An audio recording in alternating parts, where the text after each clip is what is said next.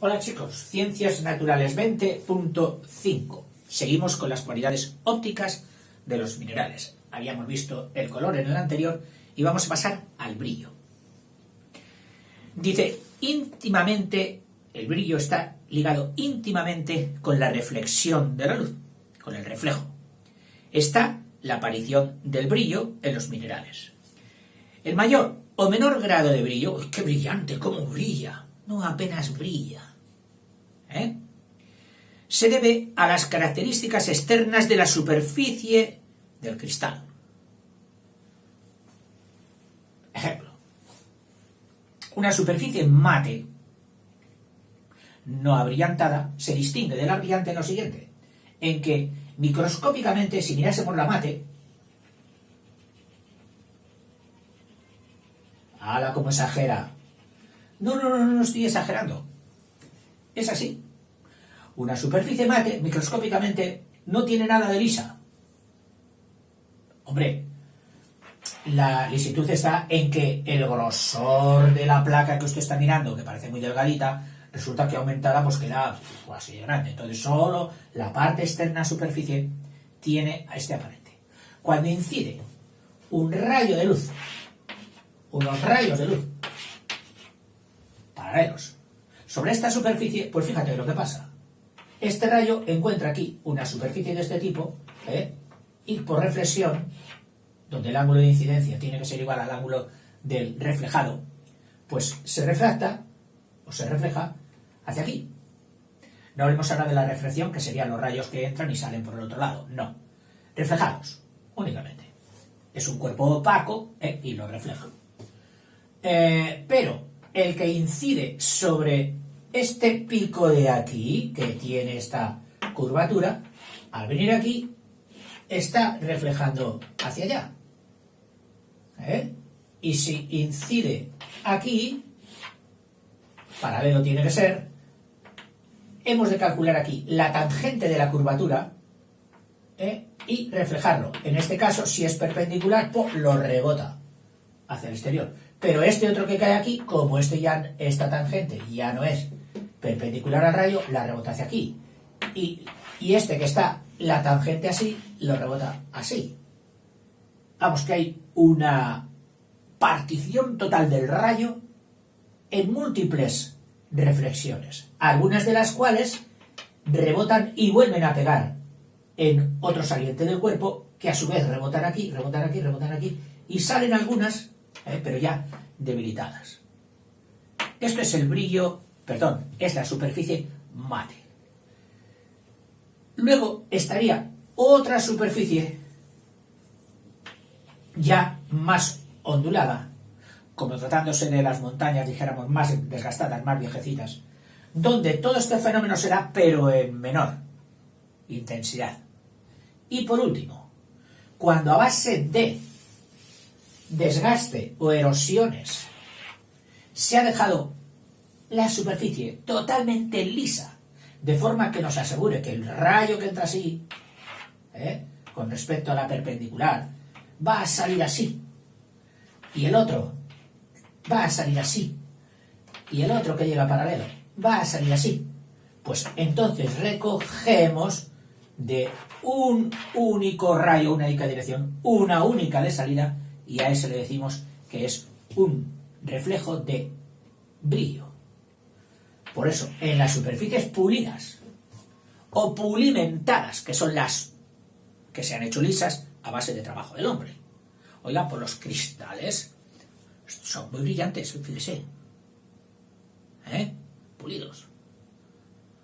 Por eso, cuando les permitimos que nos reflejen bien la luz, que no la traspase, como es el caso de que haya una oscuridad al fondo y aquí haya luz, hacen despejos. Es decir, nos devuelven una imagen, pero limpia, nítida, no distorsionada. Y cuando el cristal está un poquito matecillo, nos devuelve una imagen borrosa. Lo mismo que cuando en espejo lo ensuciamos un poquito. Esa suciedad hace que los rayos tengan un comportamiento como si fueran en superficie mate o satinada. Bien, eso con respecto al brillo. Ah, te quería decir de los cristales, que los cristales cuestan muchísimo hacer. Oiga, pues son baratos, sí, son baratos, pero porque se hacen en serie, es decir, porque se hacen en cantidades enormes.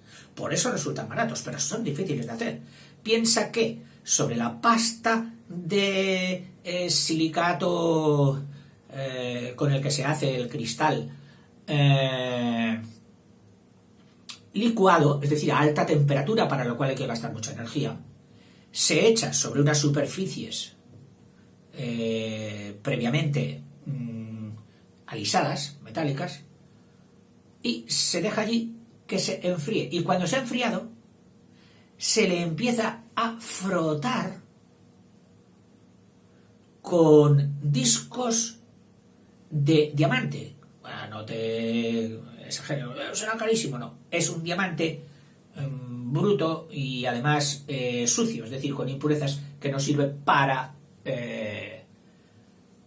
joyería. Sospecho que en estos momentos también deben utilizar otros discos, es decir, otros abrasivos, que así se llaman. Fíjate qué curioso, que siendo que rozan, que desgastan, se les llame cuerpos abrasivos. Las lijas son abrasivas. Tú y yo al principio seguramente nos iríamos, ¡oh, que ha quedado abrasado por el fuego! No. Fíjate, la palabra abrasivo tiene que ver con el roce, con el rozamiento. Bueno, pues mediante rozamientos sucesivos, blim, blam, blim, blam, blim, blam, lo dejan brillante, lo dejan totalmente la superficie lisa, con lo cual el brillo. El señor que está pintándonos el coche, cuando lo pinta, sale la pintura, pues así, en la superficie, aunque procuran hacerlo al horno, el secado, para que no se levanten tantas montañitas microscópicas de pintura. Pero luego no le queda más remedio que con un disco, también abrasivo, pero que no se coma la chapa del coche ni la pintura, es decir, con una abrasión muy moderada, va quitando todos estos resaltes hasta que decimos, oh, ya, lo ha dejado brillante. Y cuando sacamos brillo al color de los zapatos, después de haberles dado betún, que les habremos dejado una capa así de burda de betún, ¿qué hace el cepillo? Pues desgastar todas las montañitas, a veces coge material de aquí y lo aporta aquí, en los huecos, pero al final lo ha dejado liso y decimos, oh, mira cómo relucen tus zapatos, ya están brillantes. En fin. Ahí pasamos al brillo y dejamos ya el rollo. Hay minerales con brillo intenso o metálico. ¿De qué color quieres el coche? Azul. Sí, pero lo quiero azul metalizado, es decir, más intenso. Metálico. Cuando cortas un metal, cuando cortas hierro, cuando cortas plomo, al principio tienen un brillo fuerte. Reflejan muy bien la luz. Luego va perdiendo. ¿Por qué? Porque el oxígeno de la intemperie ha ido atacando a los átomos de la superficie, que hasta entonces habían estado vírgenes dentro del metal y nadie se había preocupado de ellos. Pero ahora el oxígeno los muerde. Y entonces ese brillo hace que la superficie sea no tan brillante, más mate, y entonces ya el brillo decae. Pero hay algunos que se mantienen con ese brillo fuerte, intenso, como la galena. Estos metales tienen mucha capacidad de absorción. Absorben muy bien la luz, los que desprenden brillo metálico. Si al contrario, el cuerpo presenta poco coeficiente de absorción, aparece un brillo adamantino. O sea, si tienen mucha capacidad de absorción, mucha capacidad de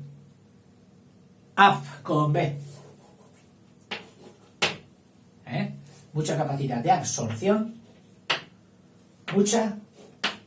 entonces el brillo es metálico. Menos capacidad de absorción, menos absorción, es un brillo diamantino, que toma su nombre del diamante. La mayor parte de los minerales transparentes, de los que son transparentes, si son esto, aunque este también es transparente, el diamante, pero la mayor parte de los transparentes ¿eh? Presentan un brillo que, por similitud con el vidrio, lo hemos llamado brillo vítreo, o típico de vidrio. Y si presenta un brillo nacarado,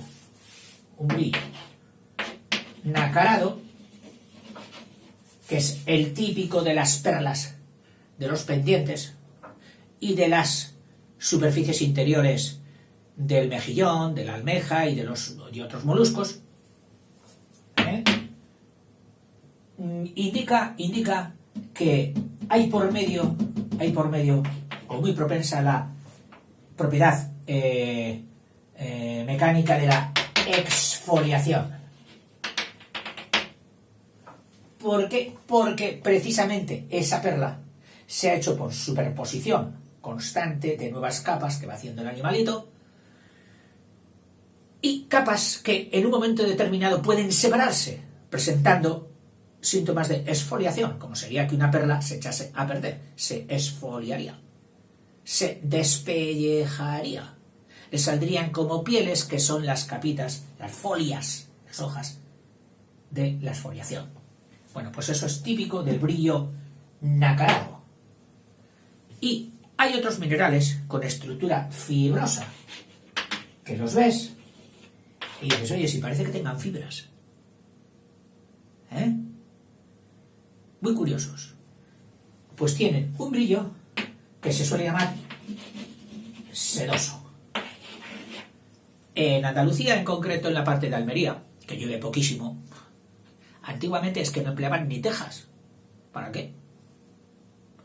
Cogían una especie de arcilla, creo que era magnésica, muy untuosa, que era casi impermeable. Es decir, el agua no penetraba en ella, la hacía resbalar. Y con muy poquita inclinación, o casi con ninguna, si tú ponías esa arcilla en tu tejado de una casa almeriense, las pocas veces que llovía, el agua ya discurría hacia los lados, se marchaba y no había traspasado y no te había dado goteras. Mientras hablo, estoy tratando de recordar el nombre, que me encantaba, que lo aprendí cuando fui por allí, porque yo todas estas cosas, al primer anciano que encuentro, se lo pregunto, oiga, ¿cómo se llama esto? Me suena a yauna o a... no sé. Curioso. Todavía encuentras casas de estas en el pueblo, en los pueblos más pequeños. Aunque luego, como han aparecido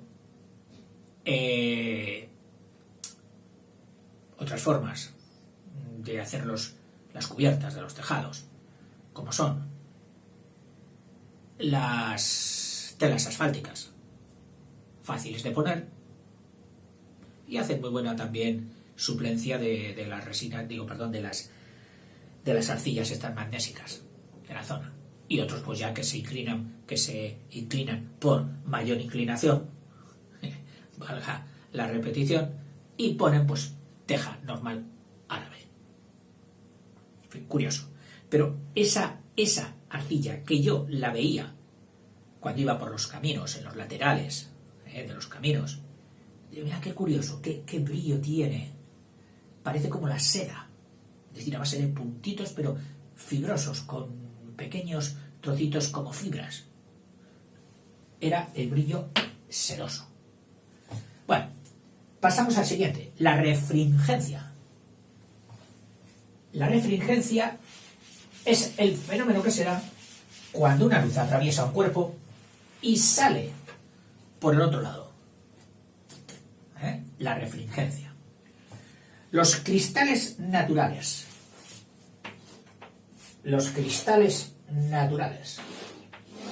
Refringencia. Al dejar pasar la luz, la refractan.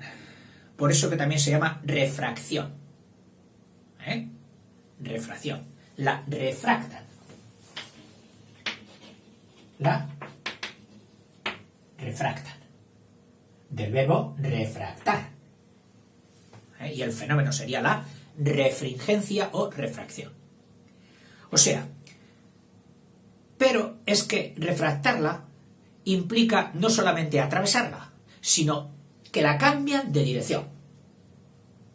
Es decir, el cuerpo meramente transparente que no cambie de dirección, no diríamos que es refringente. No diríamos que es refringente. No digas refractario, porque la palabra refractario, el adjetivo refractario, ha sido destinado a otro campo, al campo térmico. Y se suele dar para los cuerpos que tienen una gran capacidad de absorción del calor sin deformarse, sin partirse. La arcilla refractaria, los ladrillos refractarios son los que se utilizan para chimeneas y para hornos. Bueno, pues no, por eso no digamos refractarios, sino más bien refringentes. Dice, este fenómeno se llama refracción. Este fenómeno se llama refracción. El fenómeno refracción, que será el sustantivo, y la propiedad de la refracción sería la refringencia. Refracción del fenómeno y la propiedad que tienen los cuerpos al ejercer la refracción, esa propiedad la llamamos refringencia. Produce refringencia. La refracción puede ser normal o bi. Es decir, la refracción puede ser mono, que también se llama normal, o puede ser bi, que ya sabes que significa dos. Birefracción. Birefracción. Normal es cuando el rayo incidente que incide, incidente, da un solo rayo refractado. Es decir, aquí tengo un cuerpo, recibo un rayo incidente y desviándolo respecto a su prolongación, imagínate que lo desvía así, experimenta este ángulo, clac, pero solo da uno, es decir, un incidente, un rayo refractado. En la birefracción, se obtienen dos. Un solo incidente, normal significa perpendicular, acuérdate, dirección normal es la dirección perpendicular ¿a qué? A la superficie de incidencia. Entonces, este refracta dos rayos. Uno sería el normal y el otro, que lo desvía más, sería el que hace dos. De uno salen dos. Eso es la birefracción. Dice, y este último, el segundo, no sigue las leyes normales de la refracción. Este sí, que se le llamaría el ordinario, el rayo ordinario. Y este, pues el extraordinario. La birefracción será en cristales dimétricos y trimétricos. Acuérdate que los dimétricos eran aquellos en que los parámetros tenían dos medidas. ¿Por qué? Porque el A y el B eran iguales, respondiendo a una sola medida, que será el 7, pero el C era diferente, es decir, ya tendría 8, 9 o 6. Tenía dos medidas, por eso son dimétricos. Está explicado en los vídeos anteriores. Pues será en los dimétricos y en los trimétricos. Los trimétricos, aquellos que tenían las tres diferentes. La A distinta de la B y la distinta de C, por lo tanto, tres medidas, trimétrico. Pues la birefracción será en los dimétricos y en los trimétricos. Es decir, prácticamente puede darse en todos, menos en el cúbico, que era el único monométrico. Se debe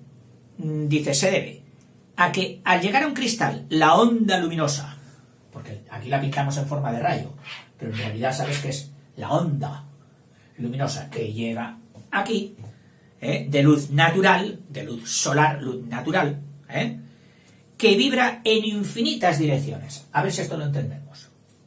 Imagínate ahora solo un rayo. Pues este rayo,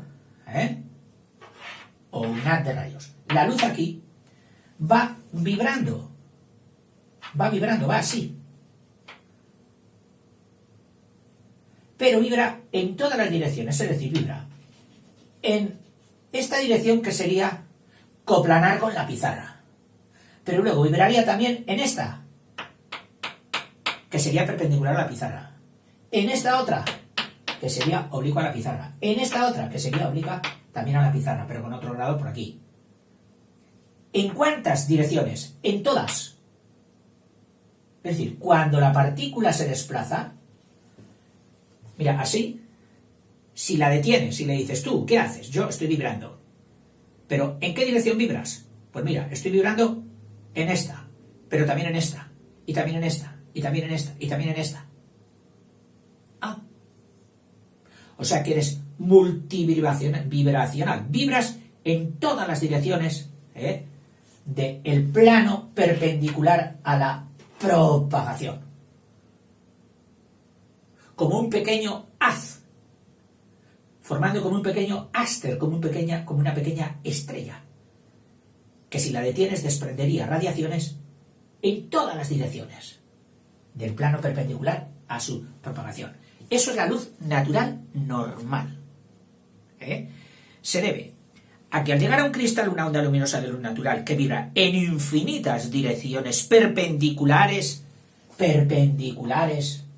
a la dirección de propagación, se pone, al entrar por un cristal de estos, fíjate, va a entrar en este cristal y venía vibrando alegremente en todas las direcciones, y de repente este cristal, con su estructura interna, con sus retículos cristalinos, le inhibe todo tipo de bailes que tenía. Estaba bailando infinitos bailes, le dice, no, ahora solo vais a bailar a 2 canciones que yo te diga. Es decir, solo vas a vibrar en 2 direcciones. Oye, que yo venía vibrando en infinitas. Bueno, pues a partir de ahora, tú saldrás por aquí, pero bailando solo en 2 direcciones, con 2 bailes, con la polka y el vals. Oye, y la jota y todos los demás que yo bailaba. No, olvídate de ellos. Tú solo vas a vibrar ahora en 2 direcciones. Dice que son perpendiculares entre sí. Es decir, que si vibras así, luego vibrarás así, perpendicular, formando como una cruz. Clic y clac. 2 direcciones. Ya no todas, ya no las oblicuas, todas esas suprímelas. Solo bailas en esta y en otra perpendicular. Entre sí. Perpendiculares entre sí mismas, y también perpendiculares a la ¿cómo se dice? A la propagación, al avance. Los cuerpos que producen birrefracción se llaman birrefringentes. Si producen birrefracción, son cuerpos birrefringentes. Te lo podías imaginar, pero bueno, para dejar claro el vocabulario.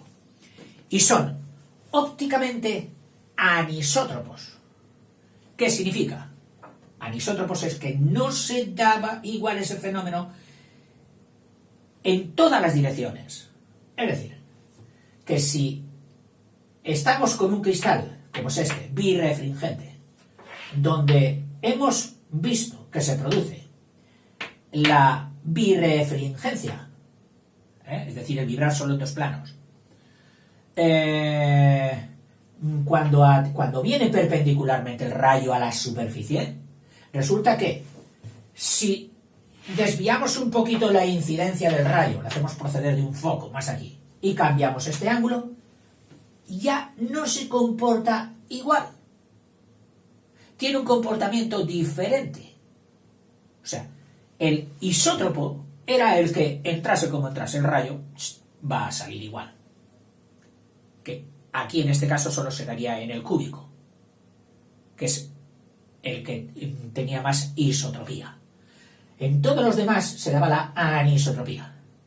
Entonces, los científicos, cuando quieran jugar con este tipo de fenómenos de birrefringencia, tendrán que tener muy en cuenta los grados de incidencia, el elemento transparente por el que viene, si esto era aire o era agua, si esto es cristal de tal o cristal de cual.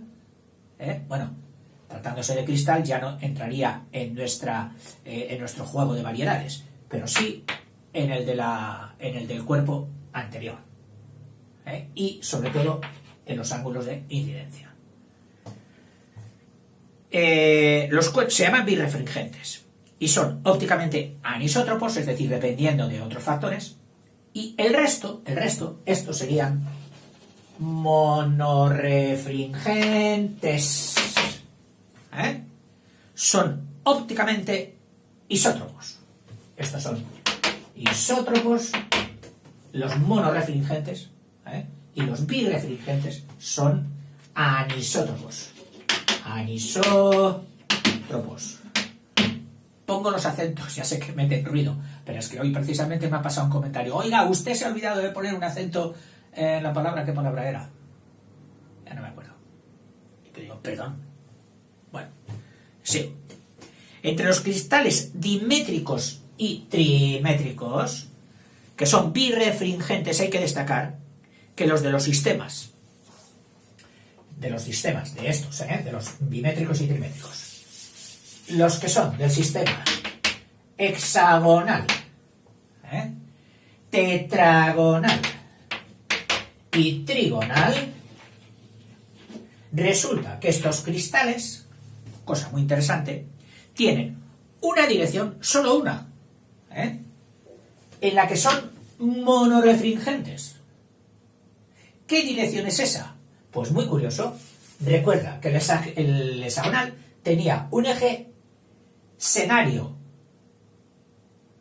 un eje de simetría senario. Pues si tú metes la luz en la dirección de ese eje, no experimenta birrefracción, sino se comporta como un monorefringente.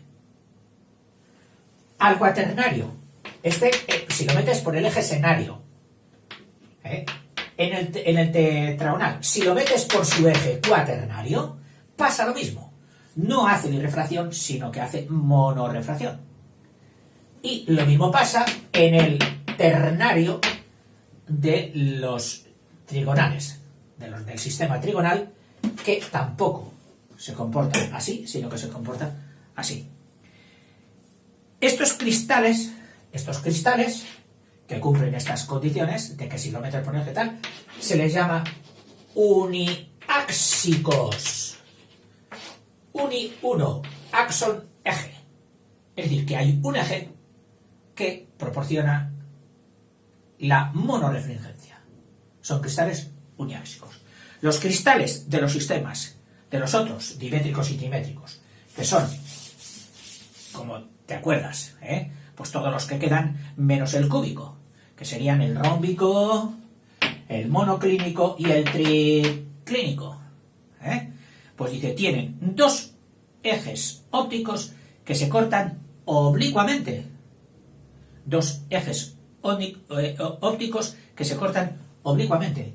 Por eso, al tener dos ejes y que se cortan no perpendicularmente, sino oblicuamente, se les llama biáxicos.